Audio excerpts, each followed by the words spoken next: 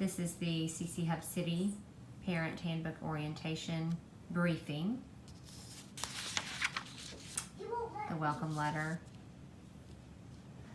Family presentations, we're going to start at 9 a.m. just as we did last year. And each family will have about 5 minutes to present. If your name is under the devotional section, then you will have a devotional to share that day. If you're not sure about what to share, there are some suggestions on Dropbox. There are 24 weeks worth of devotions on there, so you could just pick one of those easily and read through it. This is the most complicated part of our orientation, which would be lunchroom duty and field duty. So there are some changes that have been made. Lunch is still in the same room, B255. I have 2 moms on duty for lunchroom, mom on duty number 1 and mom on duty number 2.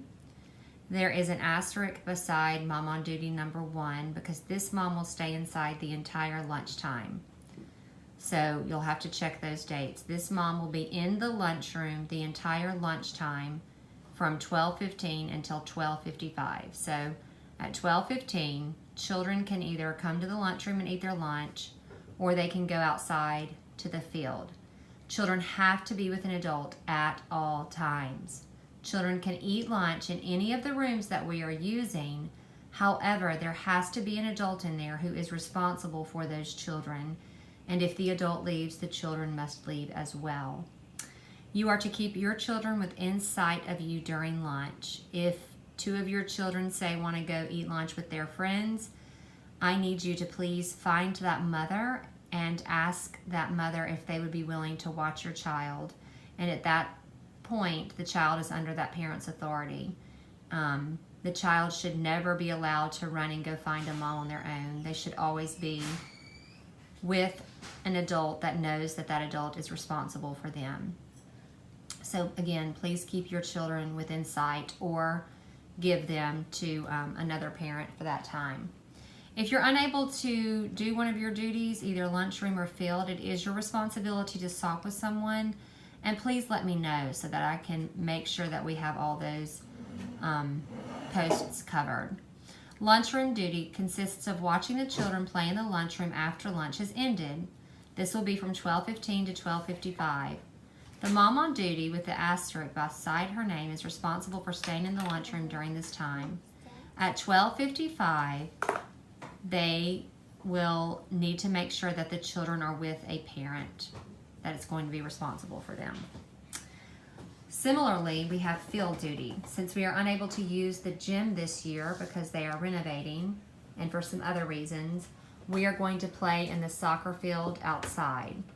So field duty, if you are a mom that is responsible for field duty, these are the dates, then you will meet at the circulation desk at 12:15. You will pick up a bag of supplies from the tutor closet, and you will walk with the children down to the field. You will exit through the preschool entrance. Children are not allowed to come back in the building without an adult until 12:55 when you walk them back if they are not with their parent.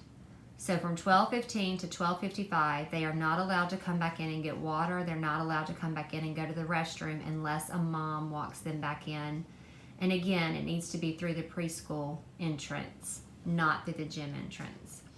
So if you are a mom on duty, then you have a buddy with you as well, and the 2 of you are to be outside at all times watching the children.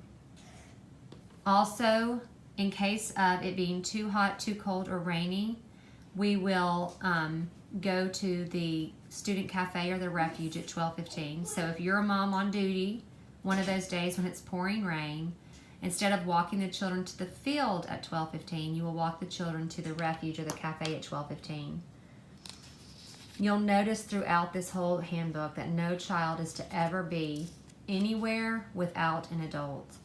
Temple has stressed this over and over again, that we cannot have any unsupervised children.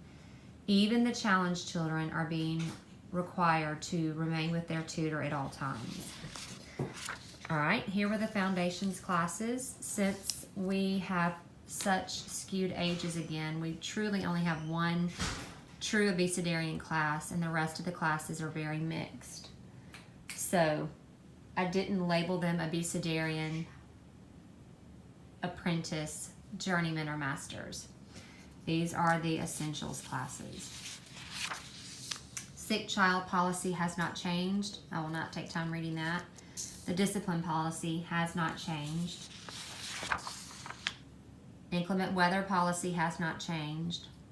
Age for independence. Over 8, you're great. Under 9, it's not fine. This will be the way that we can help children remember who is able to go to the bathroom unattended. If your child is under 9, they have to walk with an adult to the bathroom.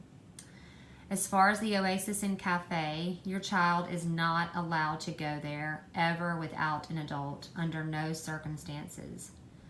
Temple has asked us to not allow any unsupervised or unaccompanied child to leave the Foundation's area.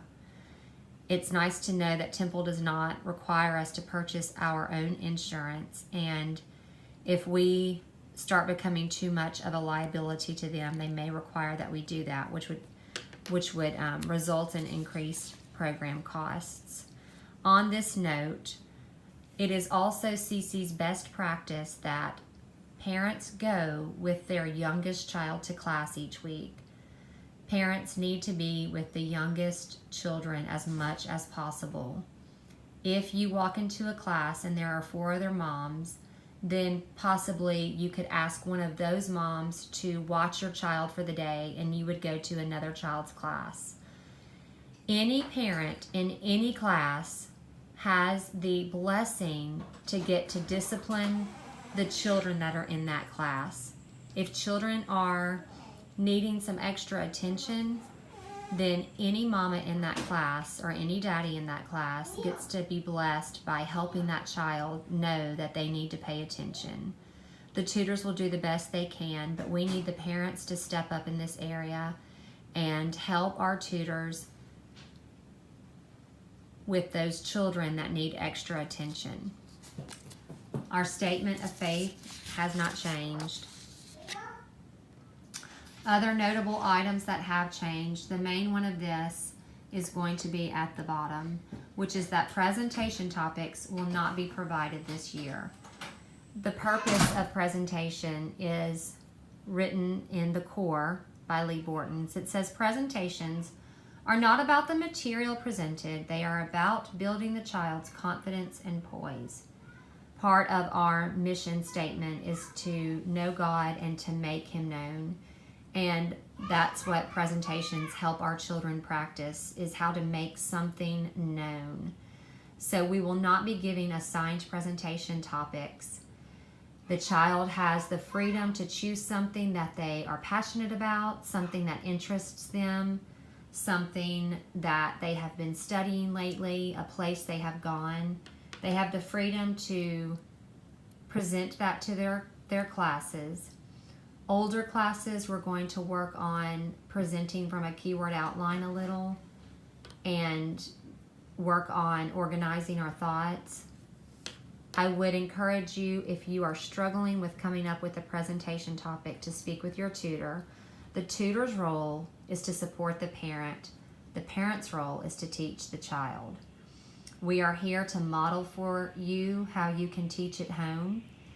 It is for you that we do what we do during the new grammar section each week. It is for the parents. The children get to participate, but it is for the parents. We are modeling for you what you can do at home. I would encourage you to read this section over with your child. I would encourage you to read the whole handbook over with your child if you can. And then this is just a letter from Lee Bortons.